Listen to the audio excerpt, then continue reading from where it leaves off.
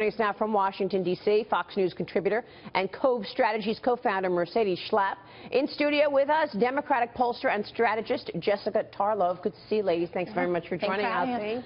Thank you. Thanks for being here. Jessica, let me kick it off with you. Your take on the Democratic side of things right now. Hillary up against Bernie going into, as she just said, red state, South Carolina. Yeah, well, I think South Carolina looks like it's going to be all good news for Hillary Clinton, which is great coming off of what happened in Iowa, where a tie, I really feel like, was a loss for her campaign, actually, and New Hampshire, where she obviously got shellacked, or whatever the appropriate term is for that. And Nevada was a good thing. Obviously, her firewall, she'd been talking about this, how the African-American vote was going to turn out for her, and they did 3-1, which is great. And I know there's some controversy about whether Bernie won the Hispanic vote or not. And clearly, his message can resonate with Latino voters more than we thought.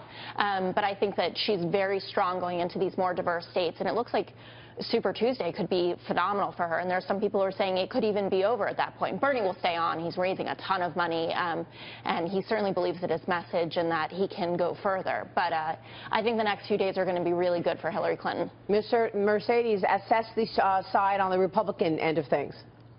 Well, let me tell you, it's not as rosy on the Republican side. I have to say, we're looking at Super Tuesday here for Ted Cruz. This is an incredibly important day for him. Why? Because he has based his strategy on the southern states.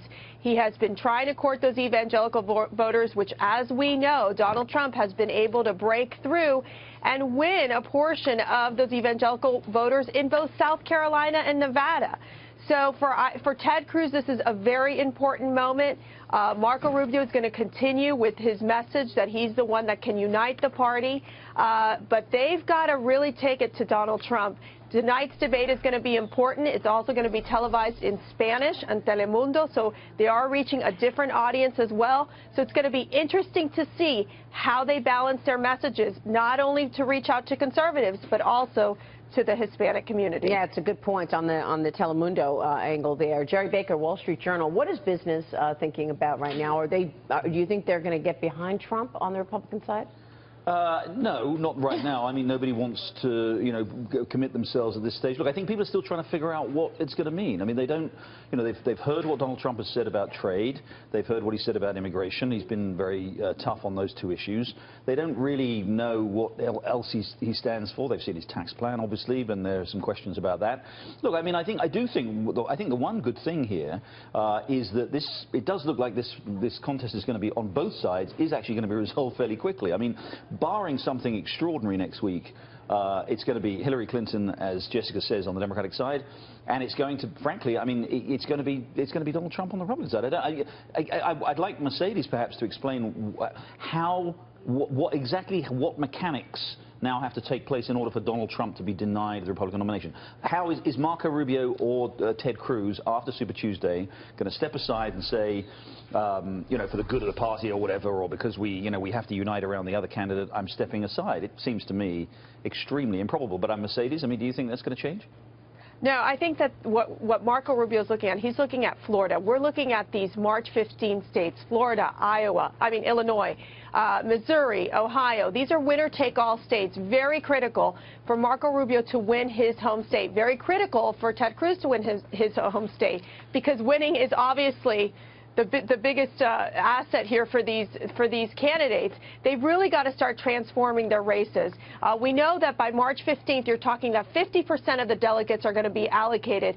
That means that if Marco is able to win Florida on March 15th, it does give him a win, a strong win of 99 delegates. He's also going to be accumulating delegates throughout March 1st and through March 15th.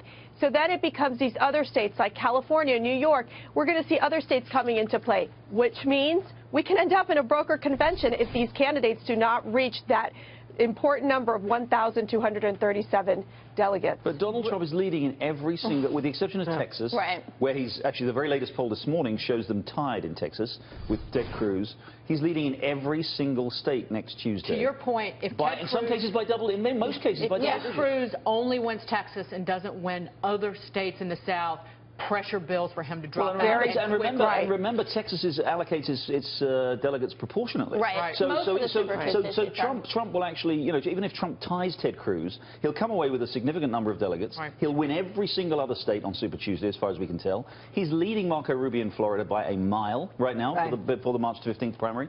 I'm just not seeing what has This is the fifth stage of grief for the establishment. It is acceptance. Right. You're starting to see that. It has completely changed in the last I think they're still in denial, Dagan. I think they're still in the very first stage of grief. Yeah, I think they are still convincing themselves that somehow he can be stopped. And well, they need just one candidate, though, to do that. That's where I think, you know, and I think Marco Rubio is that candidate. From a Democrat point of view, looking at him and saying, like, oh, this is your Obama, basically, which I know is not a hugely popular thing to say to Republicans. No, but, you know, he has hope and change. He has the perfect family. He's got those values down. He certainly knows his foreign policy stump speech probably too well. Yeah. And, you know, it's a good-looking option. Ted Cruz is not palatable to independents, to moderates, and you're going to need them to win this election. Yeah. Markets, Anastasia? So while that's all very true, the question is whether Marco Rubio can actually pick up the supporters that Bush had and maybe Kasich has, and, you know, maybe so far we're seeing a slight pickup, but not a huge one. You know, for the markets, Maria, if Donald Trump is the candidate, then, you know, we certainly do have some concerns on immigration and certainly have some concerns on trade because, you know, imposing a tariff is not going a good proposition for multinational companies, and stopping the flow of immigration when we have a population growth problem in the United States that is leading to a decline in GDP, that's also not a good proposition for the growth of the economy. So that would have to be supplemented by other measures. Yeah, it's interesting because one of the issues here is trade, because it's a very different opinion when you look at all of the candidates as it relates to the TPP. Jared. Yeah, I mean, as Anastasia says, we know that what Donald Trump's position is on trade is in favor of tariffs. Look, again, there is a lot of anger in the country, and I think we need to understand that about what is perceived to be the loss of jobs to overseas, whether to Mexico or to China. And there is an anger and a desire for Washington to do something about it, and Donald Trump is promising to do that. The reality is that will lead to a trade war. The United States will not just be allowed to impose a 30–40% tariff on Mexican goods or Chinese goods without China responding, and we know where trade wars lead. We saw it in the 1920s, 1930s, thanks to the Smoot-Hawley tariff in the United States. We had a trade war and we had a Great Depression, and that's the risk. But specifically the TPP, do you think the trans partnership is on hold? I mean, where do you think that goes? Because there's debate now. It's all of a sudden not a slam dunk. Yeah, right now it's stalled in Congress. It doesn't look likely that the Congress is going to be able to move on it. I mean, it would be a pretty bold thing to do. Look, Hillary Clinton has come out against the TPP. She's going to be the Democratic candidate. Donald Trump has come out against the TPP. He's almost certainly going to be the Republican candidate.